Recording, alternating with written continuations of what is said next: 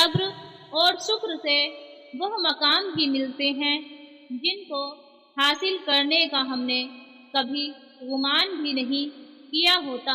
दुआ के दौरान आंखों का भर आना कबूलियत की सबसे बड़ी दलील है। जब इंसान को वहां से चोट लगे जहां उसने आंख बंद करके भरोसा किया होता है, तो न सोचने की सलाहियत बाकी रहती है, न ही समझने की। शिकायत तक करने की गुंजाइश नहीं होती। सख्त कलामी का जवाब नरमी से देना बड़े कमाल की बात है। बर्दाश्त की ये सलाहियत खुश नसीबों को ही मिलती है।